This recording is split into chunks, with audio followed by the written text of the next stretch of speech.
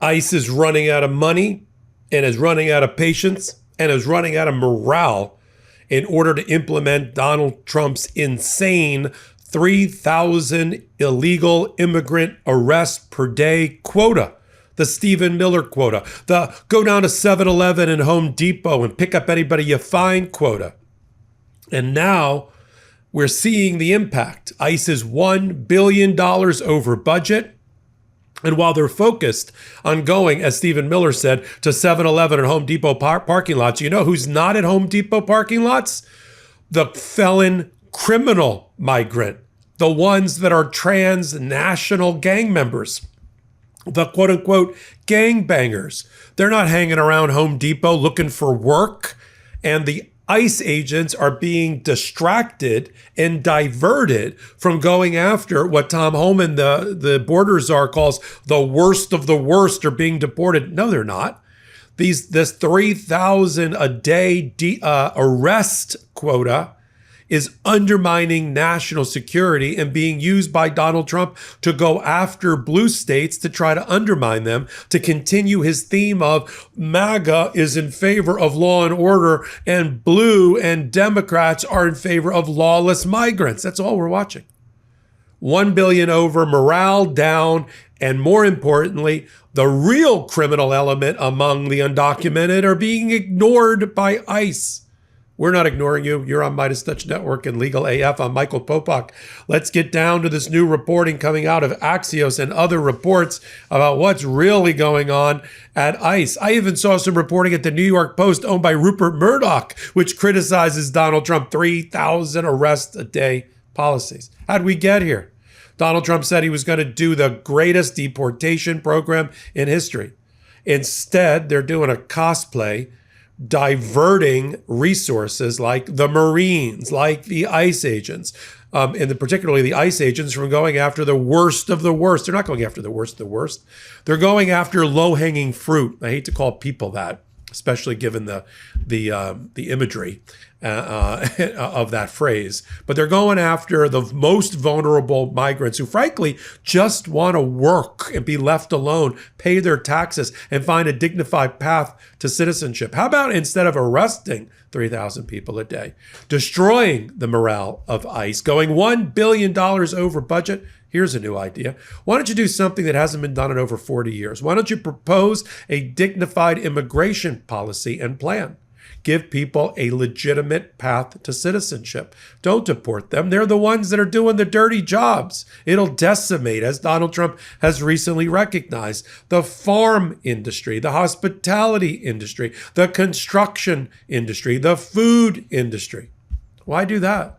Why not just let them remain here, but give them a path to citizenship? And if they are criminals, why don't you focus your resources and ICE and their ability to go after the worst of the worst? That is a much cheaper and better proposition and more humane than what they're doing now, which is the greatest mass deportation in the history of America. With what organization, with what agency, with what money? What they should be focused on is what they claim at these infrequent press conferences presided over by Pam Bondi, which is, oh, we got him. Tren de Aragua, the transnational group. We're under an enemy invasion that's been going on for over 10 years, led by Venezuela against America to hollow us out from the inside. Go after the real criminals. Go after the real dangerous, felonious element within the migrant community. They exist. I'm not blind. These aren't rose-colored glasses. I get it. But listen to the vocabulary of the Trump administration. We're going to go after sanctuary cities. There's no sanctuary cities in the heartland.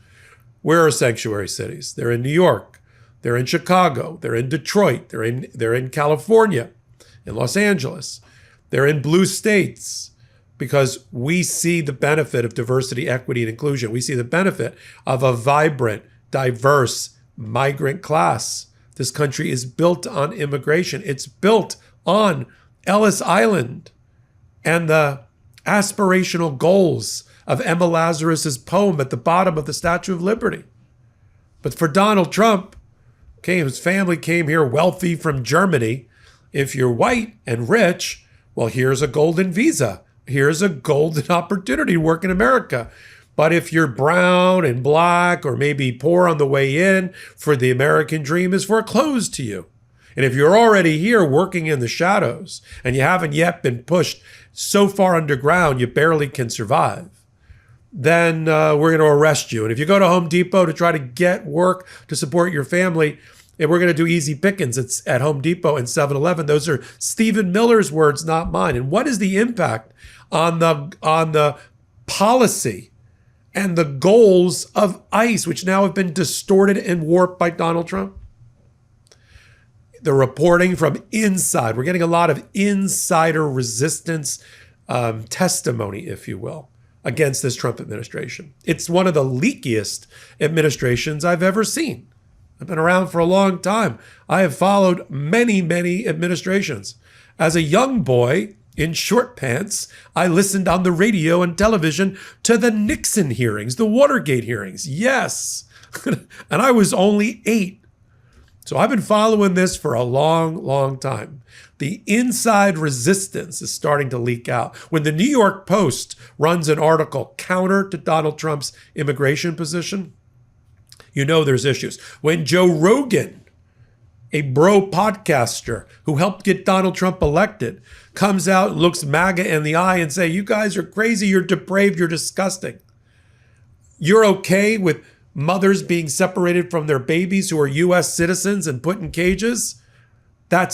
So when you lose Joe Rogan and all of his followers on immigration issues, when the polling shows that America hates, and hate is a strong word, but it's appropriate here, hates your immigration policies, and that your underwater, your unfavorability rating has now jumped up to negative 20 points. The lowest in the history of polling for Donald Trump.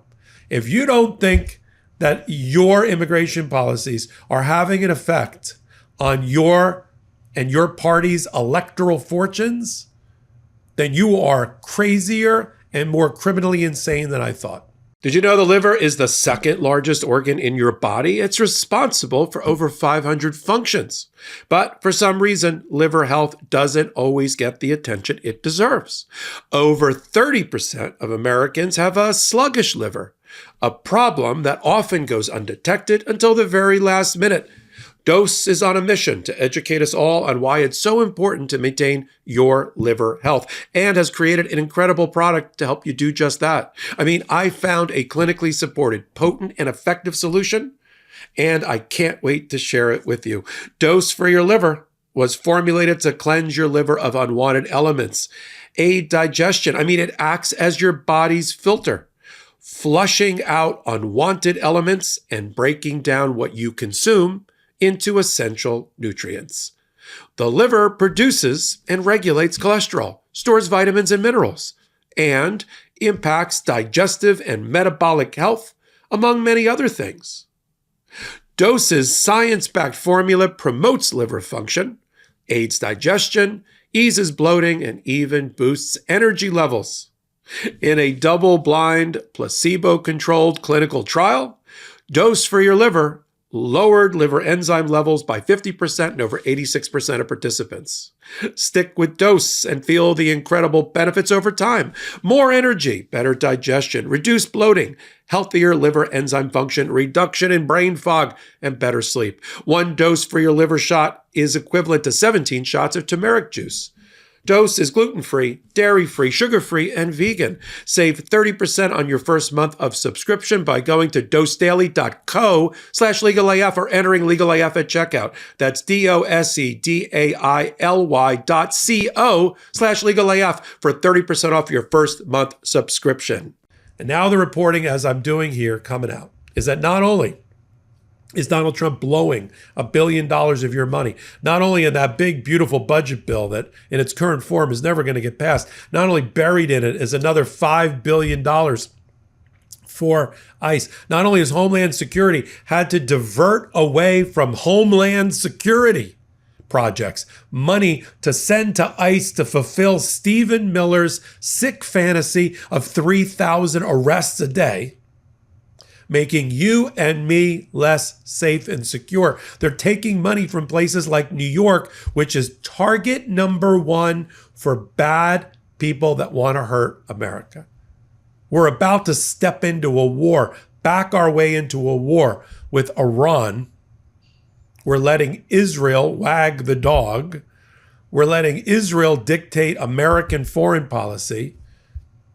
All right. And I'm pro-Israel, but I can see the creep of walking into a war. And we're going to do that, creating a new group of enemies, reanimating an old group of enemies, and then we're going to leave at the same time our major American cities vulnerable. Donald Trump talks about the heartland. You think the next time one of the terrorists attack America, they're going to bomb a cornfield in Iowa or Nebraska? Or are they going to go after a building in New York? Donald Trump is supposed to be the commander-in-chief. His secretary of Homeland Security is supposed to protect the homeland.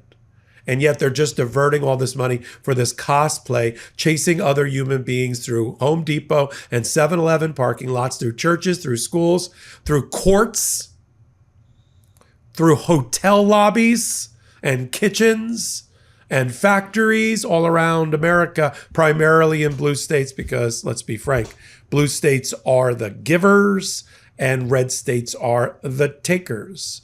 Do the math. Where's the economy being driven in America? Where's the tech economy being driven? Which states? What color are they? Who has the highest levels of literacy, lowest levels of infant mortality and poverty, and the rest? Who has those? And who's got the worst infant mortality, the worst literacy, the worst health care? What color are those states? Who's the giver and who's the taker? And if anybody out there, you can leave it in my hot take, anybody out there thinks that by diverting money from Homeland Security to give to ICE to help destroy their morale because they're not able to do the investigations they need to take the really worst of the worst off the streets while they're chasing parking lots in Home Depot after other human beings. If anybody thinks that is what you voted for, that makes America stronger, and that is a priority, that should be a priority for this administration, put it in your comment. I'll continue to follow it all right here on the MeidasTouch Network and on Legal AF. Slide over to Legal AF, the YouTube channel. Hit the free subscribe button as we're going to get this weekend to 700,000 subscribers, but only because of you, only because of your help. And you can follow me, Michael Popok, on all things social media, but also Legal AF, the podcast, Legal AF, the YouTube channel that I curate, and a brand new podcast called The Intersection with Michael Popok every Tuesday night at 8 p.m. Eastern Time on the MeidasTouch Network, and then everywhere you get your audio podcasts from. In fact, we could use a little help in the first couple of weeks of our existence with audio downloads of The Intersection and with 5-star reviews. So if you got a moment, help me out. Come on over for The Intersection. In the meantime, I'm Michael Popok, and I'm reporting. Can't get your fill of Legal AF? Me neither. That's why we formed the Legal AF Substack. Every time we mention something in a hot take, whether it's a court filing or a oral argument, come over to the Substack. You'll find the court filing and the oral argument there, including a daily roundup that I do called, wait for it, Morning AF. What else? All the other contributors from Legal AF are there as well. We got some new reporting. We got interviews. We got ad-free versions of the podcast and hot takes. Where? Legal AF on Substack. Come over now to free subscribe.